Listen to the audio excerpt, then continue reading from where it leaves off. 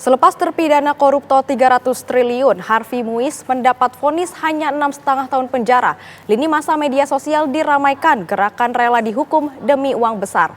Fenomena satir itu dinilai marak terjadi karena ada rasa keadilan yang terusik di tengah kebijakan politik yang saat ini berdampak pada masyarakat.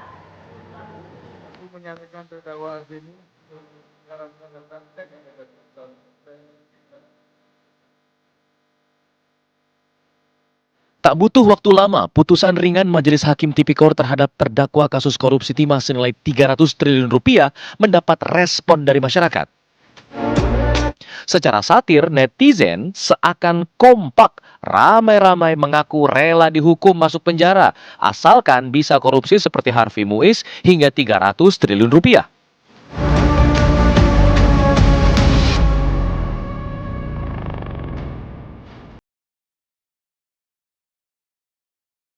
Tak sedikit yang menuliskan narasi siap dipenjara demi uang besar.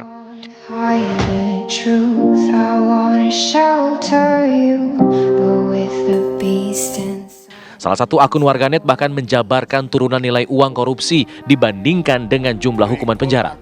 Promo akhir tahun daftar harga korupsi beserta hukuman penjaranya. Kalau Anda korupsi 300 triliun, Anda akan dihukum 6,5 tahun.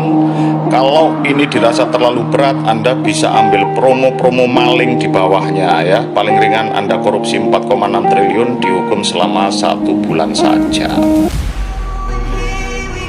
Akun netizen tadi satu dari sekian banyak yang menyindir putusan ringan bagi koruptor dengan nilai fantastis.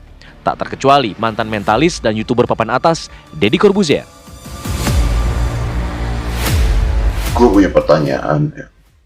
Seandainya lu merugikan uang negara ratusan triliun, itu udah pastilah kalau merugikan uang negara ratusan triliun, setidak-tidaknya yang masuk ke diri lu sendiri, paling dikit 5 triliun aja ada lah gitu ya. Anggaplah 5 triliun gitu. So, let's change it. Lu dapat uang 5 triliun, oke? Dengan resiko di penjara 6,5 tahun. Mau nggak lu ambil? Pertanyaan Deddy itu bisa dianggap sebagai pertanyaan publik kebanyakan yang tergambar lewat sindiran satir di media sosial mereka.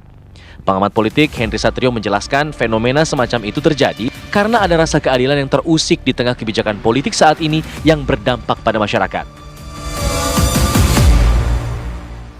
Reaksi-reaksi masyarakat terhadap kasus korupsi 300 triliun yang hanya kemudian dihukum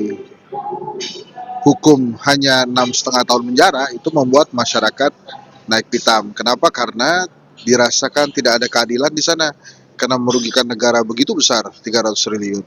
Sementara masyarakat harus mengikuti kebijakan pemerintah yang akan menyesuaikan tarif pajak menjadi 12%.